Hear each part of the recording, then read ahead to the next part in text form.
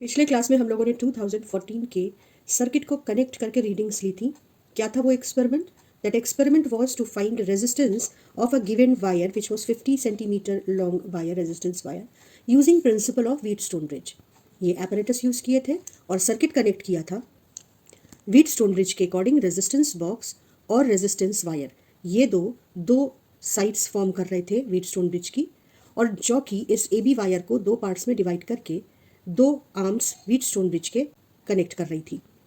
और फिर resistance box से हमने 1 ओम, 2 ओम, 3 ओम, 4 ओम और 5 ओम के रेजिस्टेंसेस निकालकर रेस्पेक्टिवली नल डिफ्लेक्शन गैल्वेनोमीटर का जिस लेंथ पर आया वो लेंथ ए जे की नोट की थी।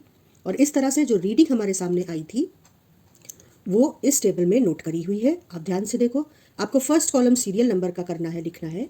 इसके बाद एक्स जो कि रेजिस्टेंस बॉक्स के रेजिस्टेंसेस को रिप्रेजेंट कर रहा है, और नल डिफ्लेक्शन लेंथ यानी ए जे की लेंथ जो कि से ए के बीच की डिस्टेंस को हमने यहाँ पे नोट किया है सेंटीमीटर्स में। यूनिट को आपको बराबर ध्यान से लिखना है। डेसिमल के 1 प्लेस तक कहा गया था तो वैसा ही किया है। और फिर वाई क्वांटिटी कैलकुलेट करनी थी 100x अपॉन एल से।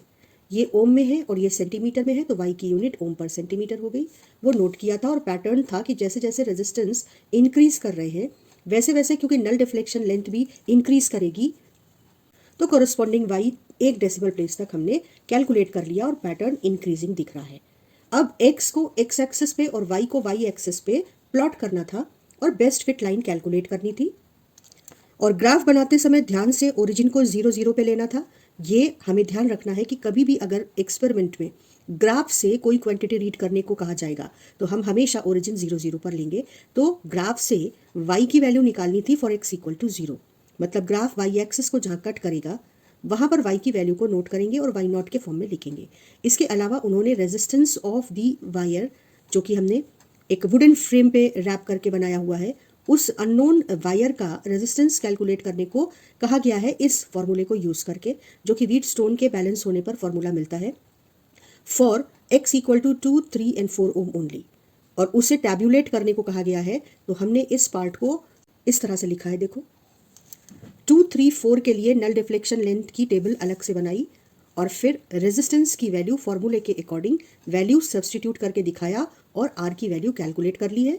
और फिर फाइनली इसका एवरेज कैलकुलेट करने को कहा गया है। फिर कैलकुलेशन में हमने दिखाया कि ग्राफ से y की वैल्यू x इक्वल टू 0 पर कैसे निकालेंगे।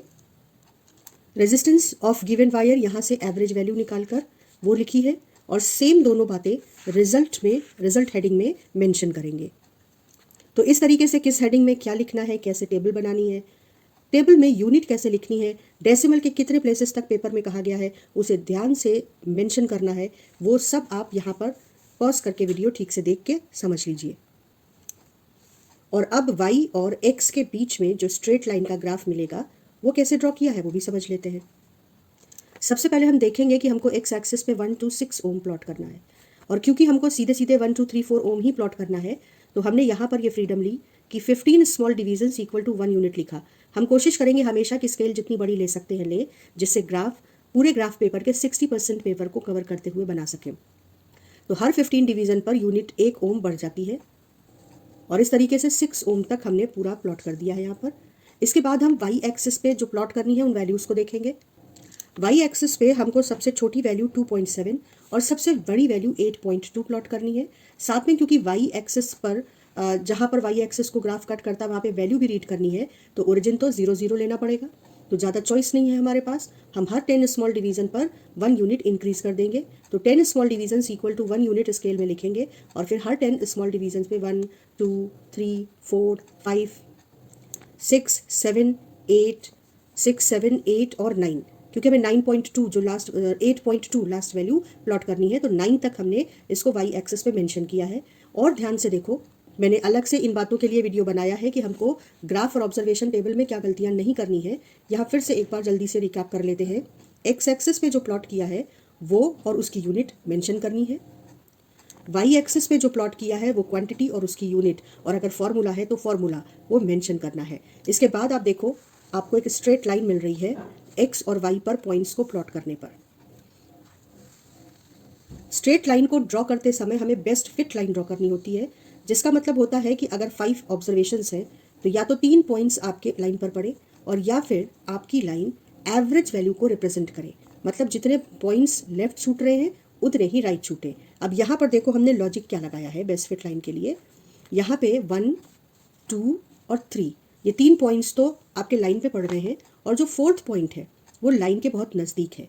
इसके अलावा अगर हम कोई भी दूसरा कॉम्बिनेशन लाइन पॉइंट्स का कनेक्ट करते तो हमको इतने ज़्यादा करीब के पॉइंट्स नहीं मिलते, इसलिए इस केस में हमारी बेस्ट फिट लाइन ये वाली है।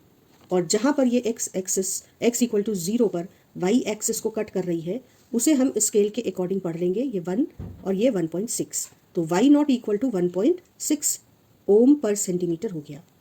मैं रिकॉल करा दूं, यहाँ पर इंपॉर्टेंट है कि जो पॉइंट्स और ग्राफ हैं वो बहुत फाइन पेंसिल से प्लॉट किए जाने हैं और पॉइंट बहुत बारीक बहुत स्पेसिफिक होने चाहिए। मोटे पॉइंट्स या ब्लॉब्स नहीं बनाने हैं, किंक नहीं बनाना है किसी भी हालत में, चाहे आप ओरिजिन 0 लो या ना लो, किंक अलाउड नहीं है। और इसके अलावा जो भी स्केल आप लेंगे उसे यहाँ पे ज़रूर मेंशन करेंगे। तो इस तरीके से जो हमारा ग्राफ है वो काफ़ी सही आया है। बेस्ट फिट लाइन में हमको लगभग 4 ऑब्जर्वेशंस का एवरेज मिल रहा है। ये 2 पॉइंट्स ज़्यादा दूर जा रहे हैं और इसलिए इन 2 पॉइंट्स को हम कहेंगे कि ऑब्जर्वेशन में एरर ज़्यादा है। ठीक, तो अब हम रिजल्ट फाइनलाइज करके और इस टॉपिक को, इस एक्सपेरिमेंट को कंप्लीट कर देंगे। कैलकुलेशन हेडिंग में जो कैलकुलेशन करते हैं, अगर स्लोप कैलकुलेट करना है या रेजिस्टेंस जैसे इस केस में कैलकुलेट करना था, तो कैलकुलेशन में वो फॉर्मूला रख कर वैल्यू सब्स्टिट्यूट करके कैलकुलेशन अपना शो करते हैं और रिजल्ट में ये 2 पॉइंट्स पूछे गए थे वो दोनों पॉइंट्स हमने मेंशन कर दिए हैं। तो इस तरीके से 2014 का एक्सपेरिमेंट हमारा व्हीटस्टोन ब्रिज पर बेस्ड था और किस तरह से हमने रीडिंग लिखी है, क्या क्या चीज़ें ध्यान रखी हैं, ये पूरा आपको अच्छी तरह से समझना है, तभी आपको फुल मार्क्स मिलेंगे। और ये बहुत मुश्किल नहीं है, प्रैक्टिकल में आप थोड़ी सी प्रिकॉशन लेकर फुल मार्क्स बहुत आसानी से स्कोर कर सकते हैं।